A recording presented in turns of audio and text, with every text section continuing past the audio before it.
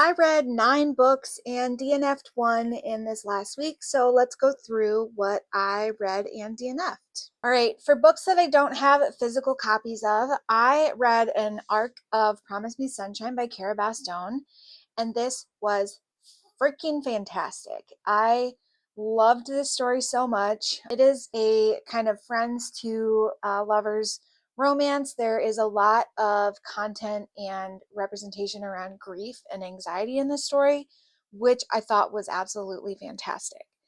This is the first Cara Bastone book that I've read, but I do have Ready or Not, so I definitely need to pick that up because I really, really liked her writing style. It's funny, it's heartwarming, it's sexy, the tension was great, and I loved it. This is honestly a 6-star read for me for the year. I also read 11/22/63 by Stephen King.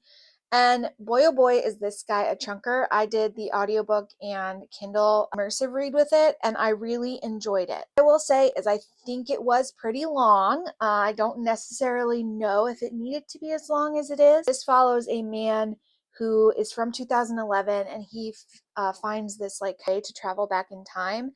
And his whole goal is, I think he travels back to 1958 initially, and his whole goal is to stop Lee Harvey Oswald from assassinating JFK. He falls in love throughout this. He kind of moves around the country. There's references to dairy, things like that. So I enjoyed it. I don't necessarily know that it was the best thing I've ever read, but I did really enjoy it. It's definitely not scary like, Stephen King is kind of known for, but I still ended up giving it 4 stars. I also listened to Mutual Aid by Dean Spade.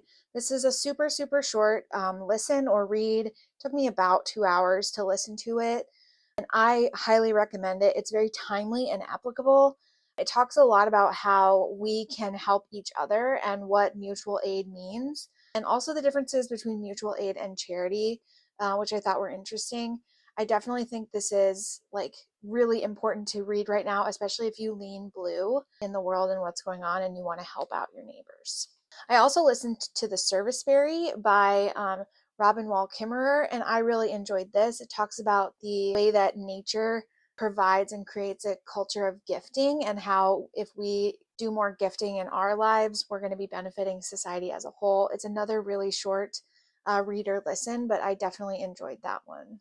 I also read The Most Wonderful Crime of the Year by Ally Carter. This is really funny. It's like a romantic mystery, and I definitely enjoyed it. I like that genre as an idea, combining a mystery whodunit kind of closed. It was felt very much like a Knives Out movie, but then also adding the romance to it. I thought that was really well done. I gave that one 4 stars.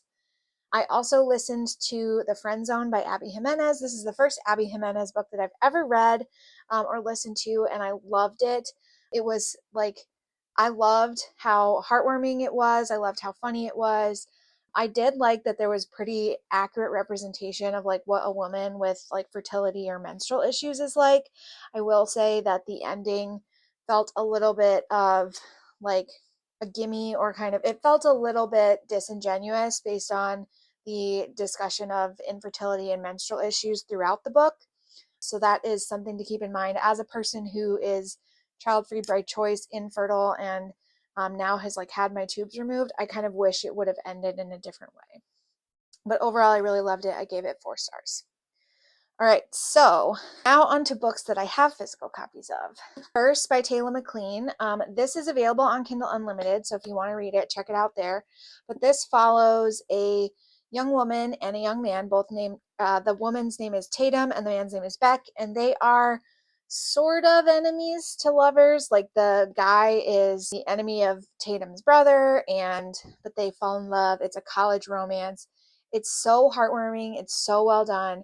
I felt it really accurately represented what it's like to be in a college relationship and to not know what you're doing, not know what you want, as well as to have anxiety. And Tatum as a character, she has some kind of trauma in her past, and I felt that the way that it represented her back and forth was very accurate to how someone might respond with a traumatized past. And if I didn't say, I gave this one 4 stars.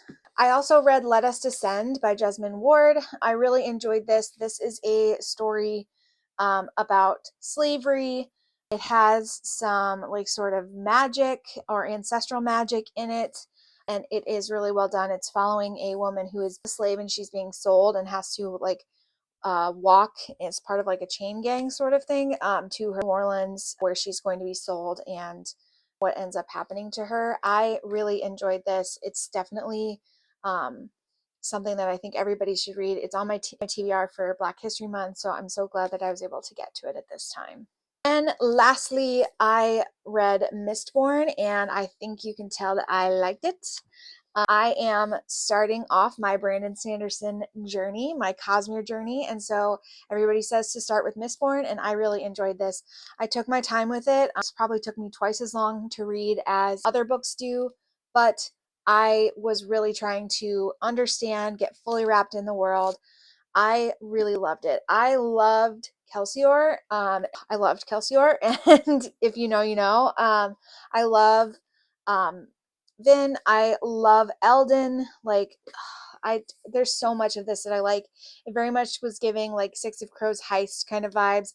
It felt like an Ocean's 13 kind of movie, but make it magical. And I think the magic system in here is so unique. Like, I get it. I get why Brandon Sanderson is like the king of fantasy.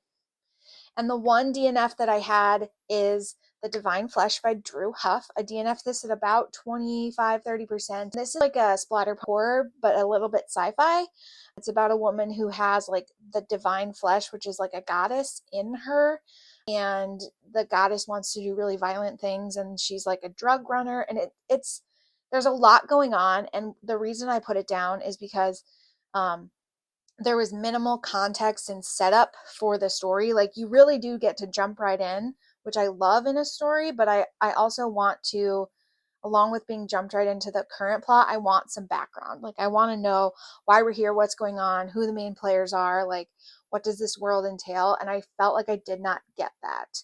So I definitely put it down for that. And that's honestly been a theme in my reading of arcs this year, is like there's no context, y'all.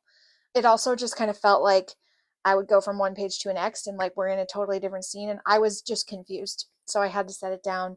But if you're interested in body horror, if you're interested in like sci-fi and things like that, I do think people should give it a try. It just did not work for me. So that's my super long-winded reading wrap up for the week.